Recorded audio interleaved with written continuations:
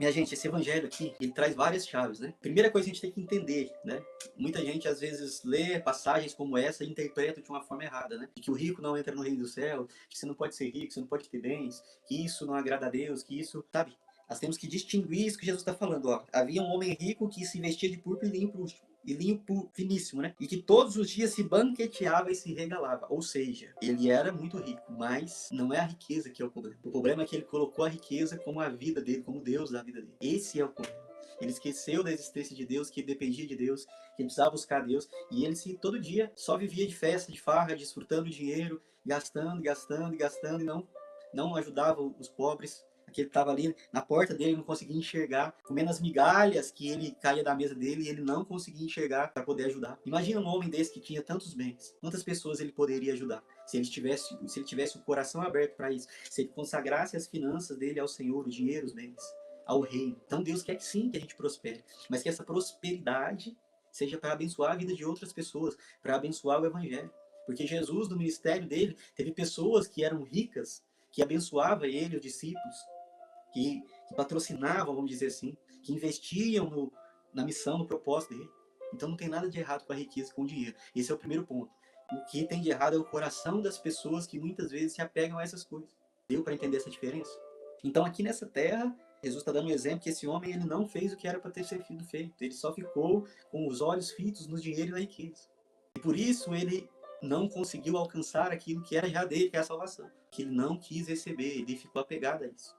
Mas esqueceu que isso ia passar. Mas interessante, quando ele está lá, né, nessa visão que Jesus mostra, no tormento, ele pede, ele consegue enxergar Abraão lá, que aqui representa a figura do pai, né?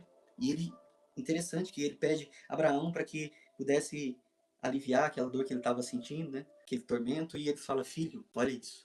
Mesmo ele estando naquele lugar, que ele mesmo escolheu, por buscar aquilo que leva a isso, né? Que é não encontrar a graça de ser salvo, porque não buscou, não quis abraçar essa salvação. Mas ele não deixa de ser filho. Porque Abraão, aqui representando o nosso Deus Pai, ele fala, filho, imagina um pai vendo o filho sofrer nos tormentos, onde não era para ele estar, mas que é livre-arbítrio, né? A gente escolhe o caminho que a gente quer, porque Deus não manda ninguém para o inferno.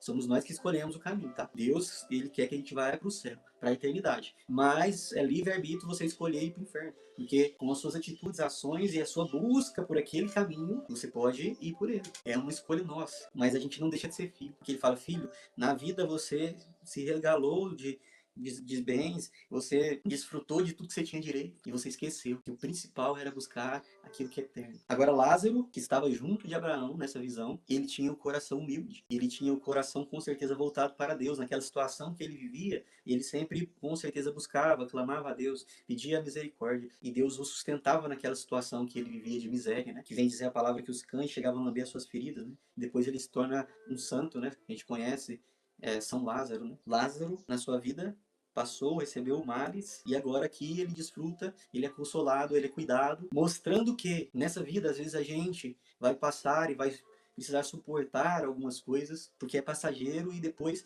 a gente na eternidade viverá essa glória, onde não há dor, não há sofrimento, não há depressão, não há ansiedade, não há doença, não há câncer. Mas às vezes aqui nessa vida nós vamos passar por esses momentos, né? Vamos ter que ter a paciência de saber esperar aquilo que vai ser glória, eternidade. Suportando aquilo que às vezes nos aflige, né, nessa vida, né? Tendo paciência, mostrando para as pessoas através às vezes da sua vida, daquilo que você passa, eu tenho paciência, estou passando por isso, estou enfrentando isso, eu tenho isso que eu preciso passar estando aqui, mas eu tenho paciência e eu busco a Deus mesmo assim, e eu encaro isso, eu abraço, eu vou para cima, sabendo que um dia eu vou descansar em Deus, que aqui é passageiro e eu posso ter paciência de suportar isso aqui, porque a glória, a eternidade, a graça eterna me espera. É isso que Jesus vem mostrar aqui nesse evangelho, né? Que Lázaro, ele passou por aquela situação, tendo a paciência, a perseverança ainda de buscar, de estar em Deus, mesmo naquela situação, sabendo que aquela vida era passageira, que a recompensa que ele teria seria junto de Deus. A nossa maior recompensa é em Deus. E mesmo que você tenha coisas boas aqui nessa terra, como eu falei, mesmo que você prospere, que você desfrute, que você tenha, não se esqueça de que a graça maior nos espera ainda na eternidade, que isso aqui é tudo passageiro. E nós temos que desfrutar de uma forma sábia. Nós temos que desfrutar daquilo que nós conseguimos, alcançamos, daquilo que Deus nos deu a graça de termos, de matéria, de uma forma sábia, usando isso em favor do reino, das pessoas, trazendo para a nossa família conforto e segurança, mas não se apegando a isso, não colocando o nosso coração nisso, você entende? Mas quando tudo isso tem um propósito maior, você está agradando a Deus. O que não agrada a Deus é você colocar algo no lugar dele. Se você fizer isso, você perde a sua salvação. Porque só Jesus pode salvar. Então, se você pega o dinheiro, bens, uma pessoa, por exemplo, coloca no lugar dele, você perde a salvação. Porque quem vai te salvar? Se essa pessoa é o centro, se os seus bens é o centro, se o seu coração está nisso, no seu trabalho, ou no status, nos bens, igual eu falei, ou numa pessoa, num relacionamento, você perdeu aquilo que era para estar no centro, é aquilo que ia te salvar, é aquilo que é eterno. É isso que a gente não pode fazer. Colocar no lugar de Deus, no lugar de Jesus, aquilo que não é para colocar no lugar. O centro, o sentido da nossa vida, o nosso coração tem que estar nele, na palavra. E ele tem que ser o centro, a razão maior. É isso que ele está falando. Você não pode colocar outra coisa em primeiro lugar. Esse é o primeiro mandamento. Amar a Deus sobre todas as coisas. Amar a Deus sobre todas as coisas. Por isso que todo dia é importante você separar um momento para estar com ele, para orar, como a gente faz aqui todos os dias. E final de semana também, você ter o seu momento para ir para a Eucaristia todos os dias. Que sejam, sabe, o tempo que você tiver. E ele tem que ser o centro, ele tem que ser o principal na sua vida. Por mais que às vezes ainda a gente pensa assim, a prioridade para mim é Deus. Mas na grande maioria das vezes não é, porque o que a gente mais faz no dia é prioridade. E a maioria de nós, o que a gente mais faz no dia é trabalhar. É o maior tempo que a gente passa é trabalhando. Pra gente falar que Deus é prioridade no nosso dia, o que mais a gente deveria fazer é estar com Deus. Aí sim ele seria a prioridade. Mas nós precisamos sim trabalhar, correr atrás das situações, mas temos que colocar Deus nesse dia. Temos que dar um jeito de ter um espaço, um tempo para ir e buscar a graça de cada vez mais conseguir ter esses momentos, né, com Ele durante o nosso dia. Né? De manhã, à tarde, no almoço, qualquer hora que você tiver um intervalo, você ter esse contato, né? E trazendo sempre Deus para o seu dia, à noite. Você sabe? Tendo colocando ele nesse lugar que ele é dentro de nós. E depois Jesus aqui vem falar uma coisa importante, né? Que o rico pede para isso, né? Que ele alivie aquela dor que ele estava sentindo. E Abraão fala: não tem como, há um abismo entre eu e você. Não tem como passar daí para cá e daqui para lá. Ou seja, há um lugar, há uma dimensão espiritual que a gente não consegue entender de forma íntegra, né, vamos dizer assim. A gente tem uma noção, uma imaginação através daquilo que a palavra nos mostra, mas há um lugar, uma dimensão espiritual onde nós estaremos na eternidade com Deus, e há uma dimensão que é também espiritual, onde é denominado inferno, onde vem dizer a palavra que é tormento, que é dor, que é sofrimento, que é a ausência de Deus. E essa passagem nos mostra que há um abismo entre esses dois lugares, que não tem como. Se você chega no inferno, não tem como você voltar para o céu. Se também você chega no céu, não tem como você ir mais para o inferno. Essa é a boa notícia. Se você chegou lá, se você recebeu a coroa da justiça, se você combateu o bom combate, se você aceitou Jesus como o Senhor da sua vida, se você se arrependeu, converteu o teu coração e você chegou até lá, é eterno. Mas, do outro lado, se você não chegou e você acabou indo, que é o que Deus não quer para nenhum dos seus filhos, de modo nenhum, também é eterno. Então isso às vezes mexe com a gente, mas é a realidade. É verdade, a palavra está falando disso. Por isso que também a gente não deve acreditar em muitas coisas que às vezes as pessoas falam. A dimensão espiritual, vem dizer aqui a palavra, que é um lugar que não é na nossa concepção que nós vamos entender, é diferente da nossa realidade, que nós conseguimos conceber na nossa mente, mas a nossa alma, ela tem essa intimidade com esse lugar, que ela veio de lá, e muitas vezes por isso a gente tem essa sensibilidade, né, em relação a isso, mas Jesus está deixando bem claro, quando você morre, você vai para um desses dois lugares, e é só isso, não tem esse negócio, de ficar voltando aqui, não sei o quê, não, há um abismo entre esses dois lugares, onde você não pode ir para nenhum outro mais.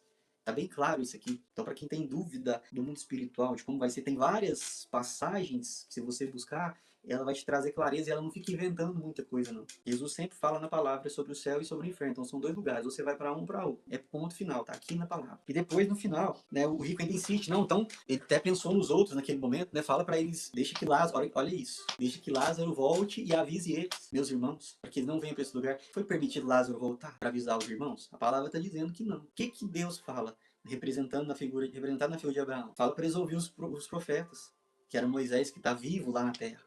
É ele que eles têm que ouvir, não é quem os mortos. Claro isso aqui. Se eles não acreditar neles que estão lá, que eles não estão com o coração aberto para converter, com aquilo que os profetas estão falando, pode ressuscitar alguém dos mortos que eles não vão se converter. E foi o que aconteceu, né? Mesmo muita gente, mesmo Jesus ressuscitando, os judeus, por exemplo, não se converteram, não estavam com o coração aberto, não queriam, não estavam abertos à salvação. Então, para a gente receber essa salvação que já é nossa, nós temos que estar com o coração aberto e dispostos a receber. Nós temos que estar receptivos a isso. Senão não adianta ficar, sabe, buscando fantasias, buscando, sabe, acessar lugares no mundo espiritual que nem é autorizado a gente acessar enquanto vida, enquanto aqui nesse mundo, nessa terra. Se você não tiver com seu coração aberto para a salvação, que é o mais importante, nem que ressuscite alguém dos mortos não vai resolver a sua vida, porque Jesus está aqui através das pessoas, tem os profetas, tem as pessoas que anunciam, tem o sacerdote, tem a Eucaristia. Já tem o suficiente para você entender que Deus te salvou, que você é salvo, que você é amado, que Ele pode todas as coisas. Tem a palavra mostrando isso. Já tem muita coisa, minha gente, para te mostrar a verdade. Não precisa você ficar inventando moda, não. Basta você querer buscar isso, acreditar, abrir seu coração para isso, porque a sua vida vai ser transformada. Você vai encontrar essa salvação. Você vai encontrar essa felicidade que você tanto busca. Você vai em tantos lugares.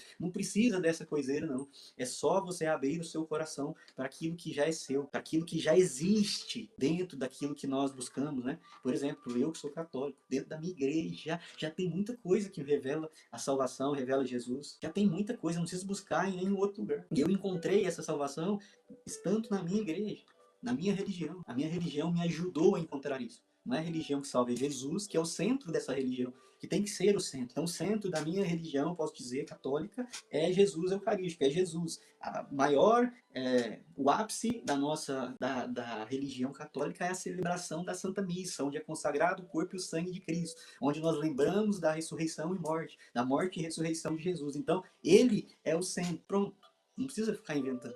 Ali é lido a liturgia, é pregado a palavra, que também é o próprio Jesus. Então, tudo que você for ver dentro da igreja católica, eu posso falar porque eu sou católico, não vou falar de outras, né, que eu não conheço, tudo que está dentro da igreja católica leva a Jesus. Maria fala e mostra o exemplo para nós de que nós precisamos buscar Jesus. Os santos só foram santos porque eles buscavam com intensidade Jesus, eles entregaram o coração deles a Jesus, eles buscaram imitar Jesus.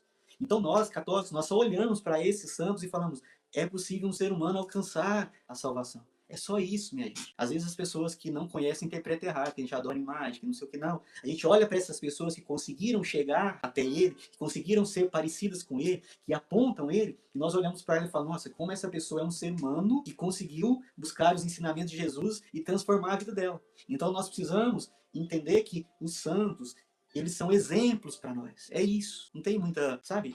Nossa Senhora, a mesma coisa. Ela sempre apontou para Jesus. Ela sempre falou, fazer o que ele vos disser. Então nós olhamos para Maria e falamos, nossa, Maria tem algo para nos ensinar. Ela mostra que o teu filho é o Salvador, que nós precisamos buscar ele. Ela mostra para nós que a única salvação, o único Salvador é o seu filho. Que ele é aquele que é digno de toda honra, toda glória, todo louvor e toda adoração. Maria nunca se colocou no lugar de ser exaltada, de estar à frente de Jesus. Na palavra a gente busca Maria e ela aparece em poucas passagens. Quando ela aparece, ela aponta Jesus. Então ela tem algo muito precioso para nos ensinar. E ela nos aponta para o centro, que é onde a gente tem que estar. Então, minha gente, dentro, às vezes, daquilo que nós já vivemos, da nossa realidade, já tem muita coisa que nos mostra a salvação. Não precisa de ficar inventando outras possibilidades. Você entende? Basta abrir o seu coração e buscar. De todo o coração, isso que já é mais do que o suficiente para nós encontrarmos essa graça. Amém, minha gente?